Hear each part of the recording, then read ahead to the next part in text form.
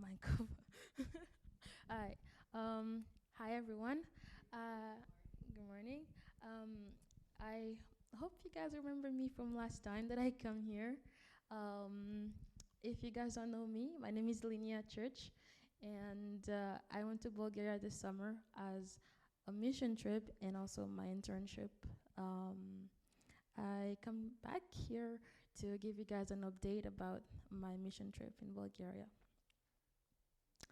Um, First, we had to go to France and go to France for training, and then we went to Bulgaria and then we went to Greece for debrief. Um, so it's a summer of ministry, growth, and God's faithfulness. These are a team, and my on the far left is my um, linguistic assistant, like he's my LA. Um, so first we went to France for training, and it was 1 week of preparation for our ministry in Bulgaria. We we worshipped in the morning and worship in the evening before I go to bed. We did a lot of training about culture shock, team conflict, and cross-cultural ministries and missionary life. And we did journaling and like quiet time with God. Um, it was a it was a wonderful training in France. And one of the things that we did is that we went on a hike in this one big mountain that's very high, where there's a lot of switchbacks, where to the point that you'll be thinking that you want to give up. It's a lesson that they wanted to teach us about um, how it's like to have to live as a missionary in Bulgaria, not only in Bulgaria but all over the world. What it's like to do that, to be a missionary, and it was a very hard hike where we are doing a lot of switchback for almost 2 to 3 hours, where your body aches for 3 days. But um, it was at the end of at the end of the hike, it was all worth it. That's a lesson that they want us to learn. That even through the hard time of going with God, of serving God, at the end of time, it will be worth it. And then we, the next morning, we flew to Bulgaria. When we arrived in Bulgaria, we met the Benev family, which is a host missionary. They're a missionary. We went to serve we first went to church. Um, and we met the young adult group. And then we did English camp and a lot of um, cultural learning and stuff. Um, this is the Benev family. We have dinner with them, and this is our team when we arrived in Bulgaria. First, when we went to church, of course, we met the young adult, which was um, no, they normally have Bible study after church, right after church with them, and it's normally awkward and nobody knows each other. They don't really get to know each other. But what our team did, we start introduce ourselves. We share a little bit about our testimony and what God have done in our lives, and because of that, we were able to help the young adult to get to know each other. So because we did the example of sharing our testimony a little bit about ourselves, the young adult group started doing that too, and because of that, it helped them get close to each other. And they said that they didn't know a lot about any of the people in the room, and because of us, they were able to get to know a lot of the young adult group. And now they are hanging out together. They go on walks. They go for lunch, sometime in dinner without us because they now are closer to each other. And that was a blessing in disguise itself. Oh, first English camp. Our first week arriving in Bulgaria, we started English camp. We didn't have any break. We just jumped straight to ministry. We went to our English camp. Something I learned about that is that I learned that teaching isn't about only giving someone information. It's about building relationships. Um, there are more kids than that, but these are the one we're a lot of fun. But um, we my first time arriving in Bulgaria during the English clam that Monday, the kids speak so good English. They speak better English than me. The English were amazing. I did not know what to teach them because I was like, wow, their English was just amazing. So um, I realized, but even though their English were amazing, something that they were missing was teamwork because they were in the same class, and um, some of them were younger kids as well. So they were. We teach them about kindness, forgiveness, um, and Jesus is our savior. We teach them about a lot of these little things that's gonna be life lessons for them in the future. But we also did teach them English, but just they already know these things. But they have really good English, and we were able to teach them about just life lesson in general. Um, Next is the Roma community. I learned that I cannot understand a whole group of people from what I hear about them. I have to meet the people and see them as people, and not just what I hear about them, because that's exactly what the Roma community is in Bulgaria. The Roma community, they are not well treated. Um, well, not only in Bulgaria, it's all over Europe. There are people of different skin color, and they're not treated well. Um, and they sometimes can be very poor. So we were able to go to the Roma community this summer and do some ministry. The lady, the blonde lady, her name is Kayla. She's a missionary again that we met, that we did our ministry with her every week. Every Saturdays, we go with her to the Roma community to serve and pray and teach the people about the gospel. Something I realized is that although the Roma community is well known for bad reputation, such as crime, violence, um, something when we went to the Roma community, we found that there are pastors, there are Christian people in the Roma community, there are families who are with gentle heart and kindness as well. So they're not horrible people at all. They're actually very nice people. You just have to get to know them for who they are and not what you hear about them. So that's what I learned about the Roma community this summer. Next is the nursing home. The nursing home was one of the most tiring, I mean, emotionally tired ministry that I did this summer. But I learned that being emotionally tired doesn't mean the ministry wasn't worth doing. Um, so this is me sharing my testimony with the nursing home people. And we're also serving them, helping them, sharing the gospel. Sometimes we go room by room and look at them and pray with them, share the gospel with them, ask whether they want to be Christian and stuff like that. We did in Bulgaria, the nursing home. It was emotionally tired in a way where the elderly people were very sad. It was my first time visiting a nursing home, so I did not know how it was like to be, like what it's like to be in a nursing home, or at least serving or helping elderly people in a nursing home. So it was a very hard thing to do in the nursing home because it was so sad. The people, it's like they were very hopeless and they don't really have family who come to visit them, or it was very hard emotionally that in that way. So um, yeah.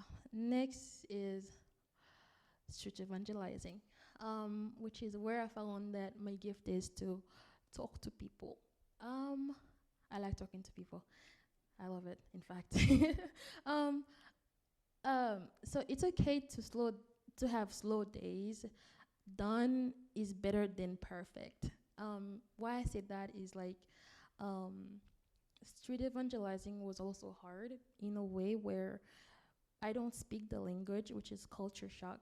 Well, it's not super culture shock for me because I speak three languages, but in a way, you want to share the gospel with the people, but they don't speak English. For the young ones, they speak English just fine, but the older people don't speak English. So it was hard talking to the older people in general. Um, in doing street evangelizing, it was a bit hard because you'll be paired with two people. But on my last day of street evangelizing, I was put paired with four people. Just imagine you walking to one person who's sitting down and then you start talking to them about Jesus. How uncomfortable would that be? I had to do that, and it was super hard because I cried because I was like, "This is not how I think we should do it. It's not good." It was a horrible day. It was slow, and there was this one lady in a group that was enforcing the gospel into people instead of trying to just connect with God and let God do His work instead of she was trying to do her work instead. She's forced to the people say no, because on the way you start is like, can I ask you a question? Can I ask you a question about life? And the question people will be interested in that.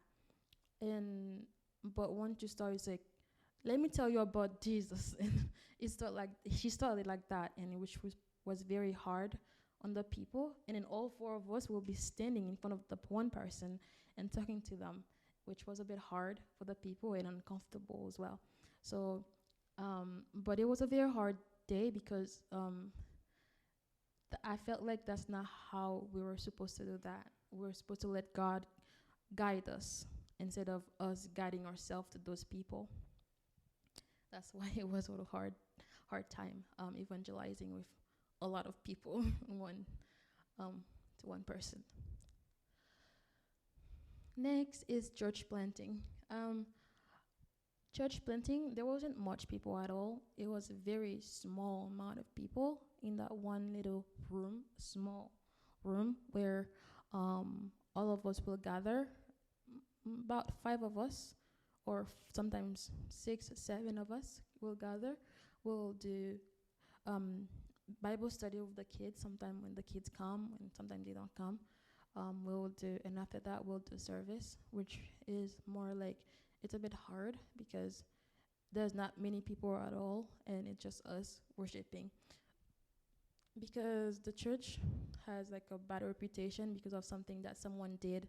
The people in that city doesn't want to come to the church because they think of us as a cult and not Christian. Also, they think that Protestant, Jehovah Witness, all of those religion are cult. They don't think us as Christian.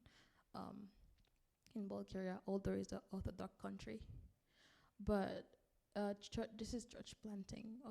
This is the street where we go to, and then this is the little room. This is us cleaning around. Um, Next is the orphanage camp, which was the hardest camp that I did overall. Um, it was the hardest because it was I grew up in an orphanage, and it was my first time going back in an orphanage ever since I was in my own orphanage.